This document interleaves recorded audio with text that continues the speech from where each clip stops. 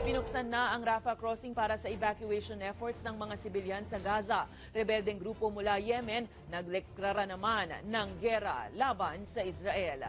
May balitang A to Z si Billy Torres. Matapos sa mga panawagan mula sa iba't ibang bansa, binuksan na ang Rafah border para bigyang daan ang evacuation ng mga sibilyan sa Gaza papuntang Egypt. Kinumpirma yan ng Department of Foreign Affairs. Hindi lang Philippines ang humihingi niyan, iba-ibang mga bansa. Dahil marami tayong may citizens sa loob ng Gaza. Wala pang katiyakan kung hanggang kailan magiging bukas ang border, pero magiging limitado lang ito. Malaking bagay na rin, lalo't mag-iisang buwan na pero nagmamatigas pa rin ang magkabilang panig ng Israel at Hamas na magkaroon ng tigil putukan. Sa ngayon kasi may 136 pang Pinoy ang naiipit sa bakbakan sa Gaza, kasamang higit 50 minor de edad.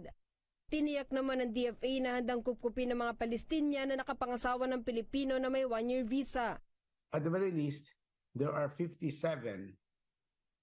at the Rafah border.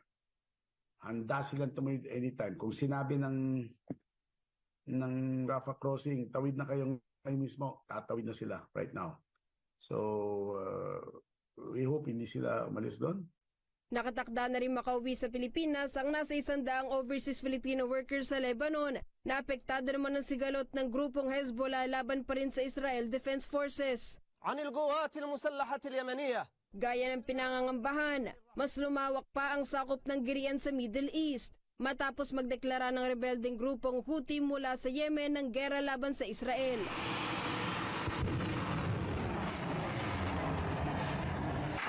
Kinumpirma ni Houthi military spokesperson Yahya Sari ang pagpapakawala ng ballistic missile at drone doon. Depensa nito, pagtatanggol lang sa mga Palestinian ang ginawang hakbang. Titigil lang anya sila kung hindi na ataking Israel sa Gaza. Mapag-alam ang suportado ng Iran ang nasabing grupo. Habang sa US, nag-iwan ng ultimatum ang National Muslim Democratic Council kay US President Joe Biden na kung hindi ititigil ang pagsuporta sa armas ng Israel, wala ring aasahang boto sa kanilang komunidad sa 2024 elections. Para sa Balitang A to Z, Billy Torres.